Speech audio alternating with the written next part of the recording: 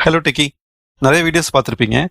எப்படி டெலிட்டட் மெசேஜை பார்க்கறது அப்படின்னு சொல்லிட்டு. இப்போ உங்களுக்கு ஒரு மெசேஜ் அனுப்பியிருக்காங்க அப்படின்னா, அது அவங்க டெலிட் பண்ணிட்டாங்க அப்படின்னா நீங்கள் எப்படி பார்க்கறதுன்ட்டு. ஆனால் எல்லாமே டைரெக்டாக அப்படி பார்க்க முடியாது.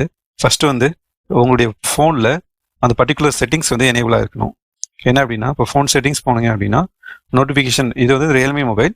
ஸோ இதில் வந்து நோட்டிஃபிகேஷன் ஸ்டேட்டஸ் பார் போனீங்கன்னா மோர் செட்டிங்ஸ், நோட்டிஃபிகேஷன் ஹிஸ்ட்ரி ஃபர்ஸ்ட் ஆனில் இருக்கணும். ஸோ நோட்டிஃபிகேஷன் ஹிஸ்ட்ரி ஆன் பண்ணுங்க. இப்போ இதுக்கப்புறம் வந்து உங்களுக்கு யாராச்சும் ஒரு மெசேஜ் சென்ட் பண்ணாங்க அப்படின்னா உங்களுக்கு ஒரு நோட்டிஃபிகேஷன் வரும். அந்த நோட்டிஃபிகேஷன் வந்துச்சு அப்படின்னா அந்த நோட்டிஃபிகேஷன் பேக்கப்பில் இருக்கும். ஸோ அதனால அவங்க இன்கேஸ் டெலிட் பண்ணாலும் நீங்கள் அந்த மெசேஜை பார்க்க முடியும்.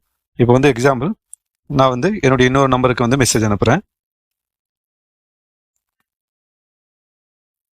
ஸோ மேலே வந்து நோட்டிஃபிகேஷன் வந்துச்சு. ஓகேங்களா? இப்போ நான் வந்து இன்னொரு நம்பரை காமிக்கிறேன், அதில் ரிசீவ் ஆன மெசேஜஸையும். ஸோ இங்கே மெசேஜ் ரிசீவ் ஆயிடுச்சு. ஓகேங்களா? ஸோ திரும்ப சென்டர் பிளேஸ் போகிறேன், மெசேஜ் பார்த்தாச்சு. So delete for every one, delete பண்ணிட்டேன். இப்போ ஸோ இங்கே பார்த்தீங்கன்னா டெலிட் ஆயிடுச்சு. ஓகேங்களா? இது வந்து ரிசீவர். இப்போ உங்களுடைய செட்டிங்ஸ் போங்க, notification status bar, notification history.